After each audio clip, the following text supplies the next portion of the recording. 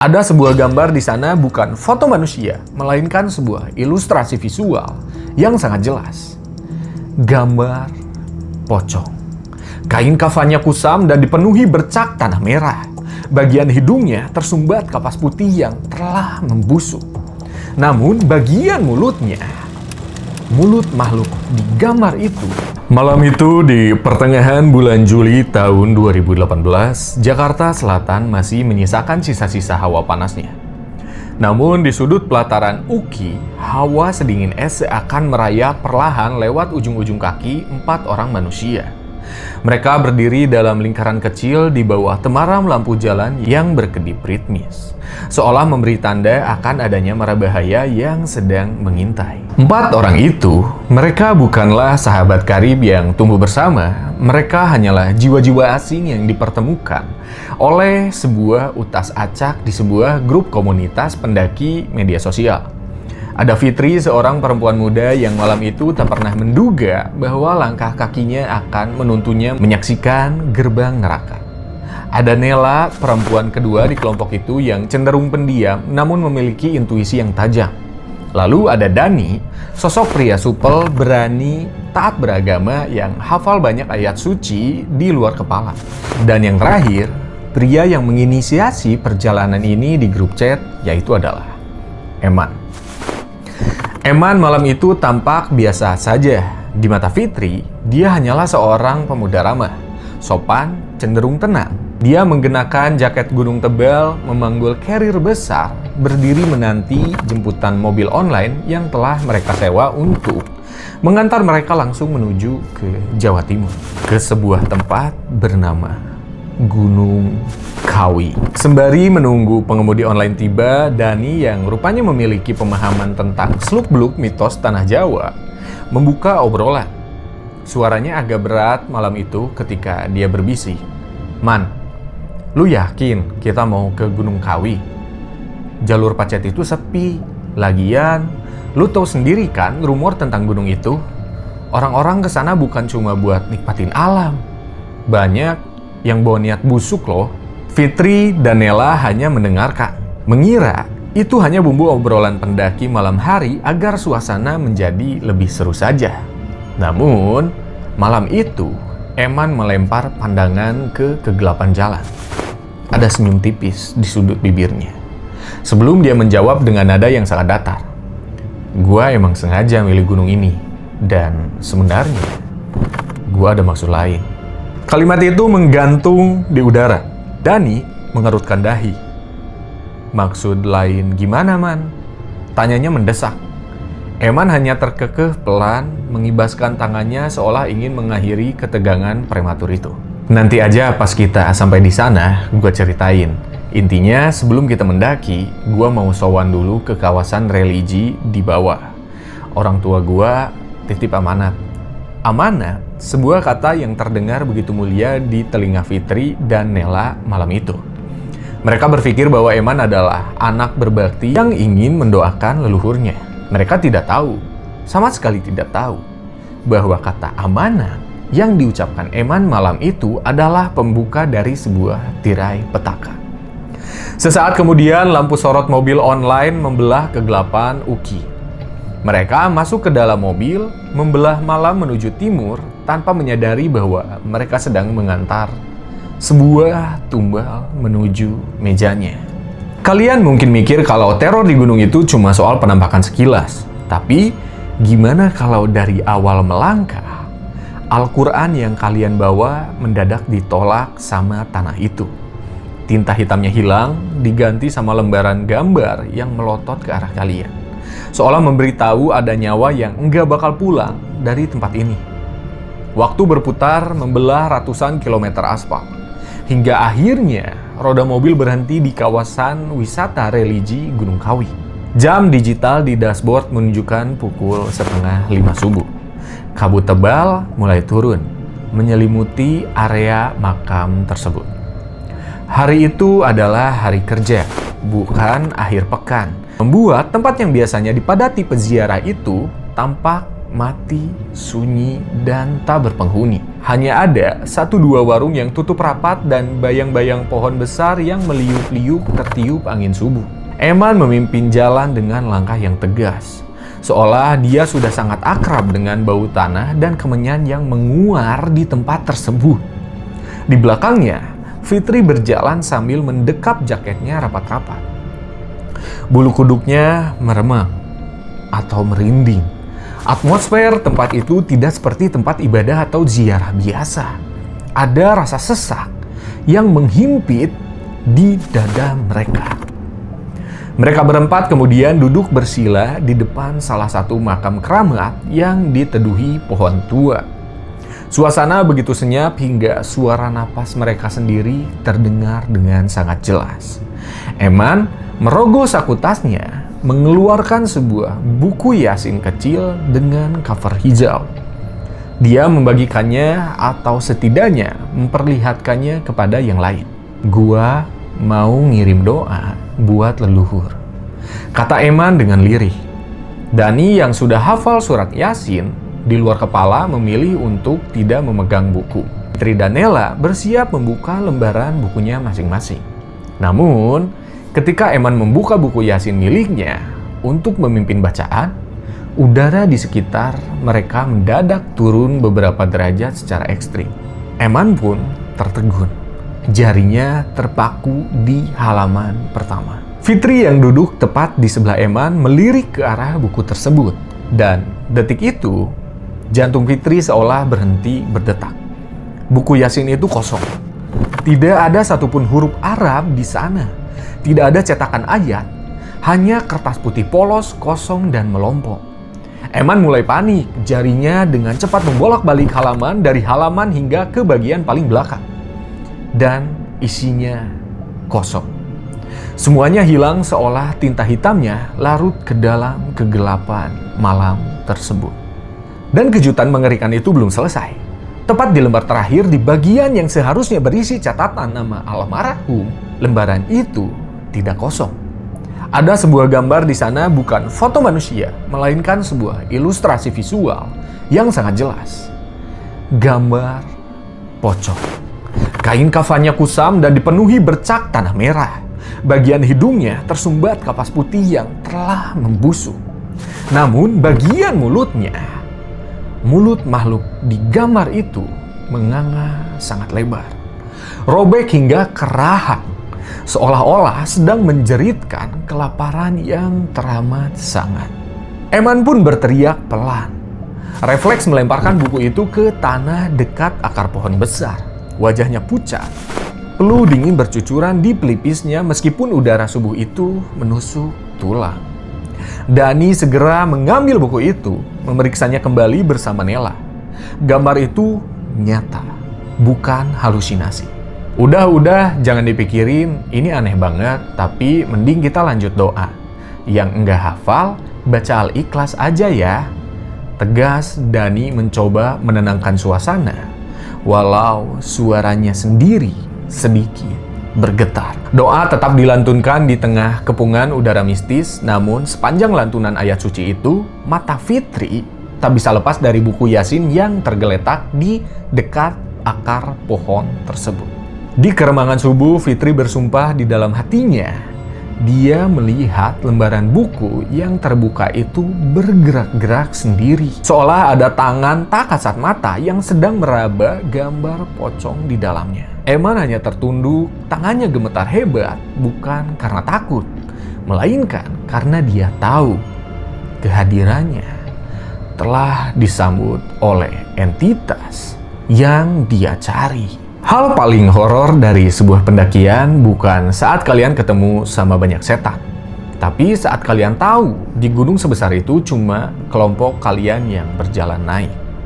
Cuma kelompok kalian yang terdaftar, dan di tengah kesunyian itu kalian mulai sadar kalau gunung ini lagi ngosongin jalurnya khusus untuk menyambut tumbal baru. Pukul 8:30 pagi, rombongan itu tiba di base camp jalur Precen. Ketika Dani mengisi buku registrasi pendaki, sang penjaga base camp menatap mereka dengan pandangan heran sekaligus khawatir. Sudah 2 hari berturut-turut tidak ada satupun manusia yang mendaki lewat jalur tersebut. Gunung Kawi via Precet hari itu benar-benar kosong, kecuali kelompok mereka dan satu nama pendaki tektok pria yang terdaftar naik beberapa jam sebelum mereka. Mereka memulai pendakian. Langkah demi langkah membawa mereka masuk semakin dalam ke pelukan hutan Gunung Kawi. Awalnya, perjalanan dari pos 1 menuju pos 2 terasa normal. Meski langit di atas kepala mereka tertutup mendung hitam yang cukup tebal, membuat suasana hutan nampak remang layaknya menjelang maghrib. Saat mereka hampir mencapai pos 2, dari arah atas jalur setapak terdengar suara langkah kaki yang berlari cepat. Seseorang sedang turun gunung. Tak lama, muncullah sosok seorang perempuan. Dia berpakaian layaknya pendaki tektok, kaos putih, celana coklat, membawa tas ransel kecil di punggungnya. Dia berlari dengan sangat lincah melewati rombongan Fitri dan kawan-kawan. Sebagai sesama pendaki perempuan, Fitri melemparkan senyum ramah dan menyapa. "Semangat, Kak!" Perempuan itu menoleh pelan, membalas dengan senyuman tipis tanpa mengeluarkan suara apapun. Lalu melesat turun ke bawah hingga hilang di balik tikungan vegetasi. Mereka tidak menaruh curiga dan terus berjalan tanpa beristirahat di pos 2. Di tengah jalur menuju pos 3, mereka bertemu dengan pendaki tektok kedua, seorang pria yang sedang duduk di pinggir jalur sambil meneguk air minum dari botolnya. Dani menyapa pria itu. "Bang, tektok ya?" Pria itu mengangguk. "Iya bang, saya naik dari subuh tadi. Ini lagi istirahat bentar, capek banget." Setelah berbasa-basi sejenak, rombongan Fitri berpamitan untuk duluan demi mendirikan tenda di pos 4 sebelum gelap. Namun, baru beberapa langkah berjalan, Fitri teringat sesuatu. Dia berbalik dan bertanya pada pria itu, "Bang, tadi di atas ketemu temannya nggak? Pakai kaos putih, celana coklat, dan dia cewek." Pria itu menatap Fitri dengan tatapan heran lalu menggelengkan pelan. "Nggak ada, Mbak. Saya naik sendirian dari pagi. Jalur ini sepi banget. Saya nggak ketemu siapa-siapa di atas sana." Coba kalian bayangin kalian papasan sama orang yang sama 3 kali di jalur turun. Padahal kalian jalan terus ke atas. Kecepatannya melesat di luar batas manusia. Dan saat kalian mutusin buat negor dia karena kalian udah muak dipermainkan, disitulah kalian bakal nyesel seumur hidup karena udah bikin dia melihat kalian. Fitri tertegun, namun dia mencoba mengabaikan kejanggalan itu. Hingga akhirnya, petaka visual itu terjadi di antara pos 3 dan pos 4. Menjelang waktu asar ketika jalur semakin menanjak dan menyempit seperti parit air kering, suara langkah kaki cepat kembali terdengar dari atas. Dan di sana, berjalan turun dengan kecepatan yang tidak masuk akal. Itu adalah perempuan yang sama. Kaos putih yang sama, celana coklat yang sama, dan ransel kecil yang sama. Eman yang pertama kali menyadari keanehan itu menghentikan langkahnya. Wajahnya menegang dan, "Loh, bukannya cewek itu tadi udah turun pas kita mau ke pos 2? Kok sekarang dia ada di atas lagi dan turun lagi?" Bisik Eman dengan suara bergetar. Mereka berempat menoleh ke belakang, memandangi jalur bawah. Perempuan itu sudah menghilang dalam hitungan detik.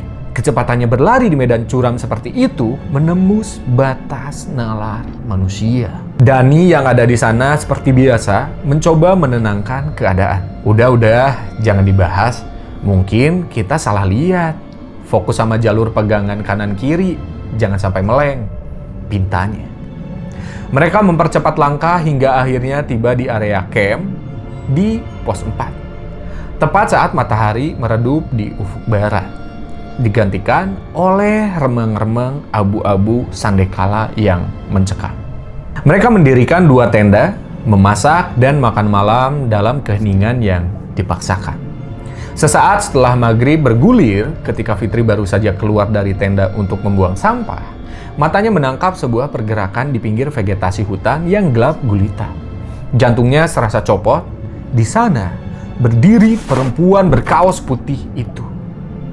Dia keluar dari semak-semak, bersiap untuk berlari, turun melewati area tenda mereka. Kali ini, Dani tidak bisa menahan kekesalannya. Rasa takutnya berubah menjadi amarah karena merasa terus-terus dipermainkan. Dani berdiri tegak, melangkah maju menghadapi sosok itu. Lalu berteriak lantang membelah kesunyian malam di gunung itu.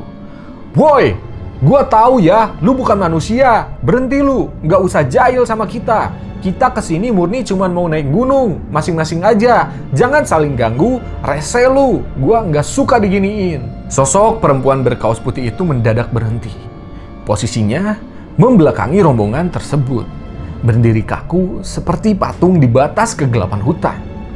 Detik demi detik berlalu dalam keheningan yang menyiksa, dan perlahan, tanpa menggerakkan bahunya sedikit pun, tanpa memutar tubuhnya yang menghadap ke arah lembah, kepala perempuan itu mulai berputar. Bunyi gemertak tulang leher yang patah terdengar jelas di telinga mereka. Kepalanya berputar 180 derajat ke belakang, menghadap langsung ke arah Dani dan Fitri. Wajah perempuan yang tadinya tampak normal dan cantik, kini telah berubah. Kedua bola matanya hitam pekat secara keseluruhan, tanpa ada bagian putih sama sekali. Mulutnya menyeringai lebar, menampakkan deretan gigi yang tidak beraturan. Lalu keluar sebuah suara tawa melengking yang mengerikan. Suara tawa yang menggema di dalam kepala mereka. "Saya ini penghuni gunung sini. Ngapain kamu ngusir saya?" desis makhluk itu. Fitri dan Nela menjerit histeris. Dani yang tadinya berani langsung limbung seketika. Kehilangan seluruh urat keberaniannya melihat pemandangan di luar batas kemanusiaan itu. Secara refleks, mereka berempat berhamburan masuk ke dalam satu tenda yang sama. Menarik resleting rapat-rapat dan mengunci diri dalam ketakutan yang luar biasa. Di luar tenda, suara tawa makhluk itu tidak menjauh, melainkan berpindah ke atas langit-langit tenda mereka. Terdengar suara kepakan angin kencang seperti suara yang terbang, berputar di atas kain tenda selama 1 jam penuh. 1 jam yang terasa seperti keabadian di sebuah neraka. Tenda mereka diguncang hebat dari atas, dipukul-pukul oleh angin badai gaung tawa yang menggeru. Dani memimpin dengan membacakan ayat suci Al-Quran dan murotal dengan suara keras. Sementara Fitri dan Nela menangis sambil menutup telinga mereka rapat-rapat. Mereka dikepung oleh energi gelap Gunung Kawi yang seolah ingin merobek kain tenda dan menyeret jiwa mereka untuk keluar. Badai tawa di atas tenda itu akhirnya reda. Tapi ketakutan sejati justru baru dimulai saat kalian buka resleting tenda tersebut. Nyari teman kalian yang hilang di tengah malam dan dia balik lagi ke kegelapan hutan sambil bawa aroma yang enggak harusnya ada di tas seorang pendaki biasa. Setelah 1 jam teror yang menguras seluruh energi, suara tawa di atas tenda itu akhirnya lenyap bersamaan dengan redanya angin malam. Tubuh mereka berempat terasa lemas, seolah energi kehidupan mereka telah tersedot habis oleh ketakutan yang luar biasa. Dani dengan sisa-sisa kekuatannya meminta Fitri dan Nela untuk kembali ke tenda mereka sendiri dan mencoba untuk tidur. "Udah, kalian tidur aja, jangan dipikirin lagi. Besok pagi kita muncak sebentar. Habis itu langsung turun. Yang penting niat kita tidak mengganggu dan baik," ucap Dani berusaha meneguhkan hati teman-temannya. Fitri dan Nela kembali ke tenda mereka. Namun bagi seorang yang baru saja berhadapan dengan iblis gunung, tidur bukanlah perkara mudah. Fitri berbaring dengan mata terjaga, memandangi langit-langit tenda hingga akhirnya matanya terpejam karena kelelahan. Tepat pukul 2 dini hari, Fitri mendadak terbangun. Suasana di luar cukup sunyi dan ada sesuatu yang janggal. Di depan tendanya, tepat beberapa sentimeter di balik kain resleting tenda, terdengar sebuah suara. Suara tangisan bayi melengking serak, seolah-olah ada seorang bayi yang sengaja ditinggalkan telanjang di atas tanah dingin Gunung Kawi pada malam itu. Logika Fitri berteriak, Tidak mungkin ada orang yang membawa bayi ke atas gunung di dalam kondisi sepi seperti ini. Ketakutan kembali mencekam dadanya. Fitri mencoba membangunkan Nela yang tidur di sebelahnya. Namun, Nela tampak tertidur begitu nyenyak, seolah-olah telah membius oleh sesuatu hingga tak bergerak sedikit pun. Demi mengusir rasa takut yang mulai membuatnya gila, Fitri meraih ponselnya. Dia menyalakan playlist lagu offline yang berisi lantunan ayat suci dan beberapa lagu penenang. Memperbesar volumenya hingga maksimal untuk menenggelamkan suara tangisan bayi yang ada di luar. Satu lagu berputar, dua lagu berputar, suara sedikit membaik. Namun, tepat saat lagu keempat hendak berputar, ponsel Fitri mendadak mati total. Layarnya menghitam. Fitri menekan tombol power berulang kali, berpikir apakah baterainya habis, namun tiba-tiba layar ponsel itu menyala kembali secara otomatis dan menampilkan layar hitam pekat. Dan dari dalam speaker kecil ponsel itu keluar suara tangisan bayi yang sama. Suara tangisan itu kini bukan lagi berasal dari luar tenda, melainkan menjerit langsung dari genggaman tangannya sendiri. Fitri menjerit histeris. Dalam kepanikan yang luar biasa, dia melemparkan ponsel itu hingga mengenai kepala Nela. Nela terbangun seketika karena kaget. Fitri berteriak memanggil Dani dari dalam tenda. Dan tak lama kemudian, resleting tenda terbuka dari luar. Dani muncul dengan wajah panik, senter di tangannya menyoroti ke dalam tenda tersebut. "Fit, Nela, kenapa? Ada apa?" tanya Dani dengan panik. "Ada suara bayi dan di HP gua. Di luar juga ada tadi." Tangis Fitri menunjuk ponselnya yang kini tergeletak mati di sudut tenda. Dani merangkak masuk mencoba menenangkan kedua perempuan itu. Namun, saat mereka berkumpul di dalam tenda Fitri, Dani mendadak menoleh ke sekeliling. "Bentar, Eman mana?" Mereka baru menyadari bahwa Eman tidak ada di samping Dani. Dani keluar memeriksa tenda cowok dan kosong. Di tengah kegelapan malam pukul 2 dini hari, di puncak gunung yang dihantui iblis, Eman menghilang. Tak lama kemudian, semak-semak di dekat tenda berdesir.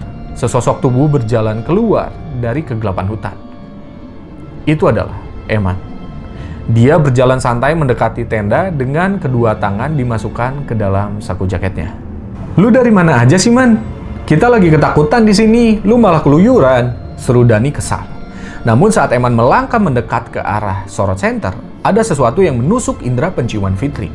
Bau yang sangat pekat, menusuk hidung, dan sangat familiar di upacara-upacara mistis, yaitu adalah bau kemenyan yang dibakar. Fitri yang tidak bisa menahan rasa curiganya langsung berteriak, "Man, kok lu bau menyan sih? Lu habis ngapain?" Eman menatap Fitri dengan pandangan dingin yang kosong. Sebelum akhirnya dia menjawab dengan nada santai, "Oh, itu. Tadi gua kencing di belakang tenda. Sekalian gua bakar menyan sedikit di sana." Nela menyela dengan nada ketakutan, "Lu gila ya, Man? Menyan itu bukannya malah manggil setan?" Eman mendengus pelan, menepis ucapan Nela dengan lambaian tangan. "Manggil gimana? Justru menyan itu bisa buat ngusir mereka biar enggak ganggu kita lagi. Udahlah, yang diganggu di sini bukan cuma kalian doang. Gua juga ngerasa keganggu tadi.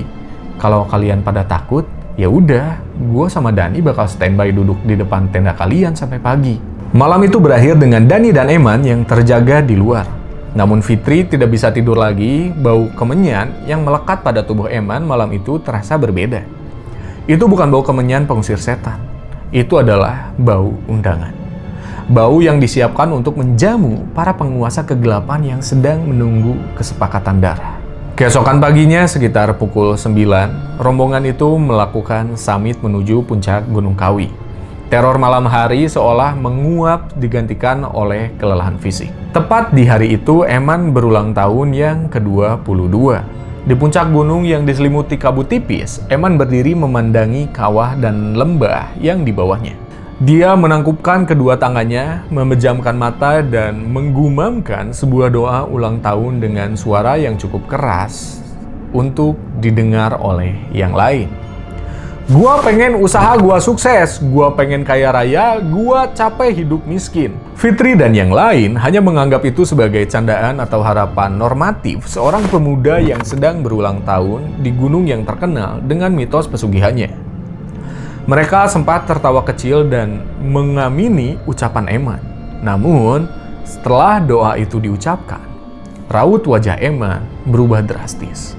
Dia menjadi sangat pendiam. Tatapan matanya mengeras, seolah-olah dia baru saja menandatangani sebuah kontrak yang tidak bisa dibatalkan. Mereka tidak berlama-lama di puncak dan segera turun kembali ke pos 4 untuk merapikan tenda mereka. Dani berjalan lebih dulu dan membuka resleting tenda cowok yang dia tempati bersama Eman untuk mengambil barang-barangnya. Namun, detik berikutnya, Dani mematung di depan pintu tenda tersebut. Langkah kaki mundur perlahan dengan wajah penuh kengerian. Man, sini lu. Sini lu, Man. Panggil Dani dengan suara tertahan yang bergetar sangat hebat. Fitri dan Nela ikut mendekat karena penasaran. Ketika mereka melihat ke dalam tenda, aroma wangi yang sangat pekat langsung menyergap penciuman mereka. Bukan bau parfum, melainkan wangi bunga melati, segar yang bercampur dengan bau tanah kuburan yang masih basah. Posisinya rapi seolah sengaja ditaburkan di atas jasad seseorang yang baru saja dimakamkan. Tidak mungkin ada pendaki lain yang melakukannya, karena jalur itu kosong. Dan tidak mungkin itu perbuatan dari hewan hutan. Dani menatap Eman dengan pandangan menuduh. Man, lu jangan aneh-aneh ya. Lu bawa bunga melati dari bawah kan? Jangan-jangan teror setan cewek kemarin itu gara-gara lu bawa barang ginian ke atas gunung. Eman memandangi taburan melati itu. Dan untuk sepersekian detik, Fitri bersumpah dia melihat seulas senyuman kepuasan muncul di wajah Eman. Sebelum pemuda itu buru-buru mengubah ekspresinya menjadi sedih dan terpukul. Eman terduduk di atas sebatang pohon tumbang, menundukkan kepalanya dalam-dalam. Sini deh, duduk dulu kalian semua. Gua mau cerita hal yang sebenarnya. Kalian belum tahu apa yang sebenarnya gua hadapi, kata Eman dengan lirih, memanggil ketiga temannya untuk berkumpul di sana. Dengan suara yang diatur sedemikian rupa agar terdengar gemetar dan penuh beban, Eman mulai merangkai cerita bohongnya. Sebenarnya gua naik ke Gunung Kawi ini karena mandat dari orang tua gua. Orang tua gua dulu pernah hilaf karena melakukan pesugihan di gunung ini. Tapi belum terlalu jauh dan efeknya bikin hidup gua sama adik gua nggak tenang. Gua kesini dapat mandat buat mutusin sistem pesugihan itu. Gua harus datang ke gunung ini di hari ulang tahun gua. Dan setelah turun nanti, gua harus ketemu sama seorang dukun, juru kunci yang udah kontak-kontakan sama gua di bawah. Namanya Mbah Riyadi. Dani yang merupakan teman dekat Eman di komunitas itu langsung mencengkram bahu Eman dengan cemas. Man, lu yakin lu mau mutusin ritual? Bukan tandanya orang tua lu mau numbalin lu ke gunung ini. Eman menggeleng cepat dengan wajah penuh keyakinan palsu. Enggak Dan. Mereka enggak numbalin gua. Justru gua yang mau nolongin mereka, mumpung belum terlambat. Ritual ini bisa diputus kalau anak pertamanya datang langsung ke tempat asalnya. Eman kemudian menatap Dani, Fitri, dan Nela secara bergantian dengan pandangan memohon. Gua minta bantuan kalian. Gua emang baru kenal sama Fitri dan Nela. Tapi gua benar-benar takut kalau harus ngelakuin ini sendirian setelah turun gunung nanti. Gua nggak butuh kalian buat ngapa-ngapain kok. Gua cuma minta ditemenin aja. Bisa nggak? Habis turun gunung nanti, kita jangan langsung pulang ke Jakarta. Kita nginap dulu sehari di rumah Mbah Riyadi. Cuti kalian masih banyak kan? Tolong temenin gua takut.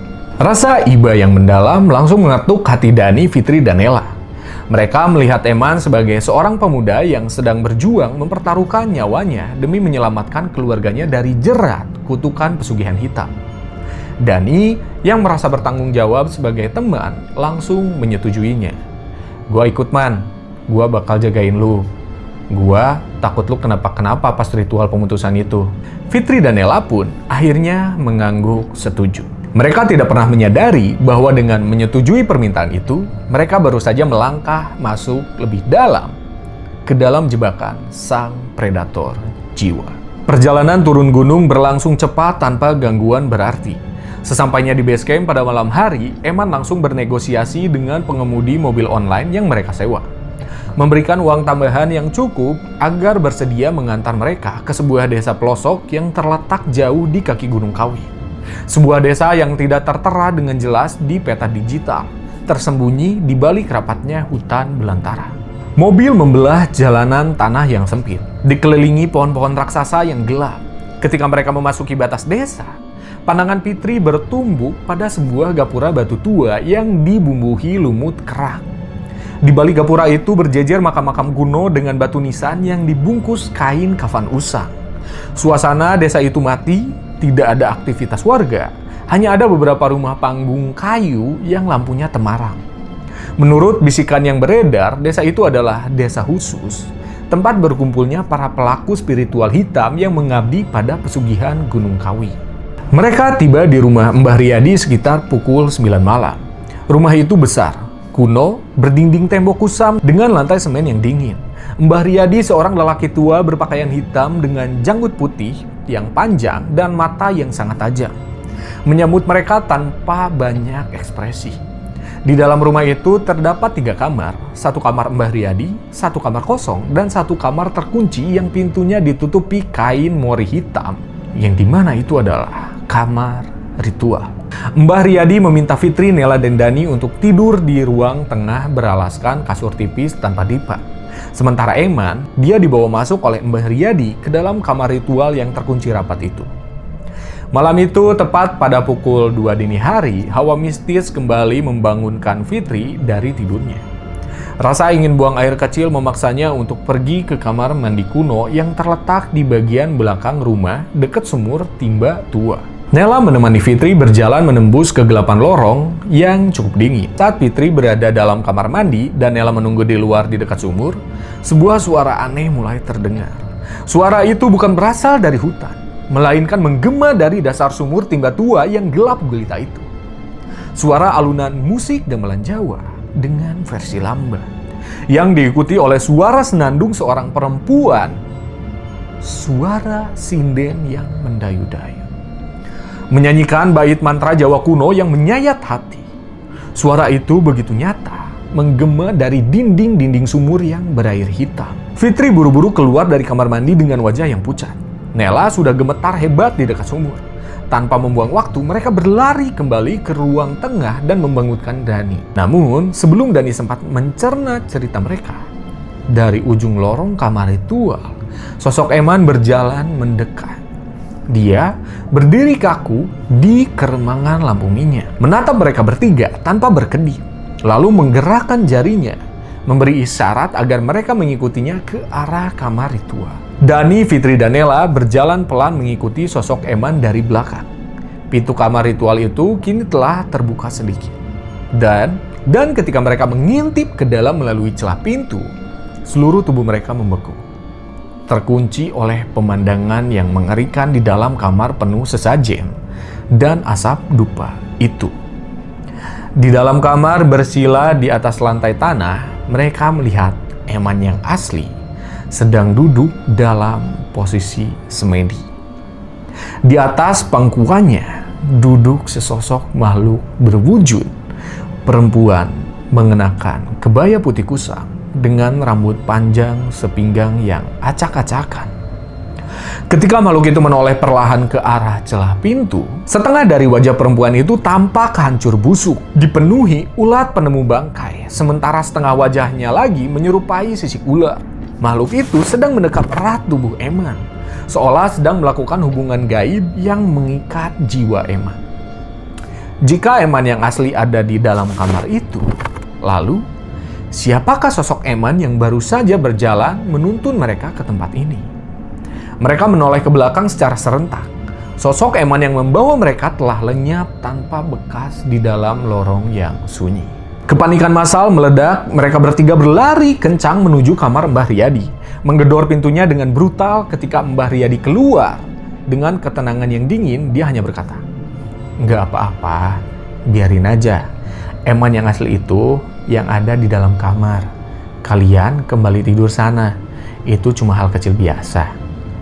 Bersamaan dengan ucapan itu, pintu kamar ritual di ujung lorong membanting menutup sendiri dengan suara dentuman yang keras. Mereka terpaksa menghabiskan sisa malam itu meringkuk di sudut kamar Mbah Riyadi di antara tumpukan sesajen sang dukun tersebut. Keesokan paginya, petaka terakhir mencapai puncaknya. Mbah Riyadi membawa Eman menuju area makam keramat di balik gapura batu untuk menyelesaikan prosesi tersebut. Kondisi Eman pagi itu sangat aneh. Matanya kosong, tatapannya lurus ke depan seperti orang yang sedang berada di bawah pengaruh hipnotis berat. Dia berjalan diseret oleh Mbah Riyadi. Sebelum pergi, Mbah Riyadi memberikan peringatan keras kepada Dani, Fitri, dan Nela. "Kalian tunggu di depan gapura ini. Duduk di tempat duduk kayu. Jangan sekali-kali berani menembus gapura atau masuk ke area makam, apapun yang terjadi." Beberapa menit setelah Mbah Riyadi dan Eman masuk ke dalam area makam, sebuah fenomena alam yang tidak wajar terjadi. Dari sela-sela pohon tua turun kabut putih yang sangat tebal secara mendadak, menutupi seluruh pandangan hingga jarak 1 meter. Dan di tengah keheningan kabut itu, tiba-tiba terdengar suara teriakan histeris dari dalam makam. Itu suara Eman. Dia menjerit kesakitan yang sangat-sangat teramat, seolah-olah kulitnya sedang dikelupas hidup-hidup.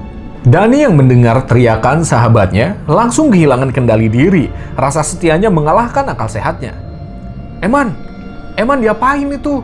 Di dalam!" teriak Dani tanpa mempedulikan larangan dari Mbah Riyadi. Dani berlari kencang menerobos kabut tebal masuk melewati gapura batu menuju pusat makam. Fitri dan Nela berteriak melarangnya. Namun, sosok Dani langsung ditelan oleh kepekatan kabut putih. Beberapa detik setelah Dani masuk, terdengar suara teriakan tunggal dari mulut Dani. Sebuah teriakan ketakutan yang sangat melengking, yang kemudian terputus secara mendadak. Suara kembali sunyi, senyap selama 30 menit, yang menyiksa bagi Fitri dan Nela yang hanya bisa menangis di depan gapura tersebut. Setelah 30 menit berlalu, kabut tebal itu mendadak menguap dan hilang begitu saja. Dan pemandangan di depan mereka membuat Fitri hampir pingsan. Mbah Riyadi bersama Eman sedang memapah tubuh Dani. Kondisi Dani sangat mengenaskan. Kedua matanya melotot tajam seolah-olah hendak keluar dari rongganya. Mulutnya menganga lebar dalam kondisi kaku, dan seluruh otot tubuhnya mengeras seperti mayat yang terkena rigor mortis. Meskipun dia masih bernapas terengah-engah. Dani menderita trauma gaib yang hebat setelah diruat dan disiram air kembang 7 rupa oleh Mbah Riyadi sebanyak 7 kali mantra. Barulah kesadaran Dani kembali. Dengan tubuh yang gemetar hebat dan air mata yang mengalir, Dani menceritakan apa yang dilihatnya di dalam kabut. Tepat saat dia melangkah melewati gapura, dia berhadapan langsung, hanya berjarak 5 cm dari wajahnya, dengan sesosok iblis penjaga gerbang yang sangat besar dan raksasa. Matanya menyala merah seperti bara api, mulutnya dipenuhi taring panjang yang meneteskan cairan busuk, dan tubuhnya yang besar mengangkang di atas nisan tersebut.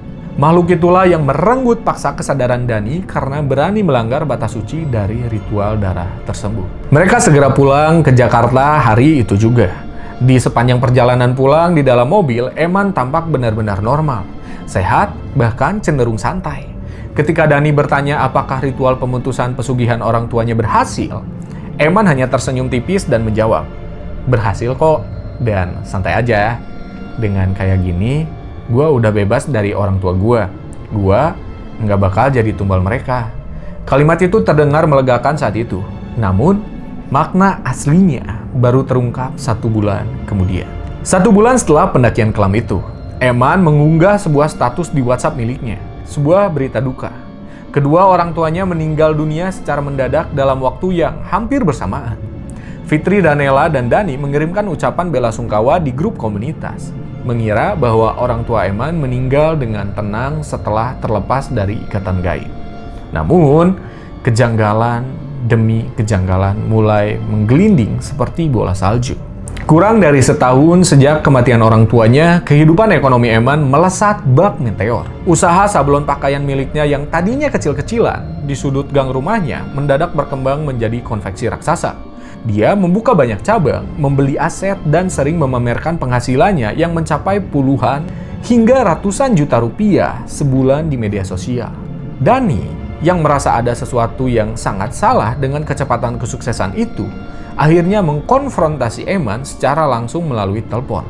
Dan di sanalah, di balik sambungan telepon malam itu, topeng iblis Eman akhirnya runtuh sepenuhnya. Eman tertawa terbahak-bahak tanpa ada rasa bersalah sedikit pun di tengah suaranya ketika dia mengaku. "Gua minta maaf ya, udah bohongin kalian kemarin pas di Gunung Kawi," kata Eman dengan nada dingin yang keji.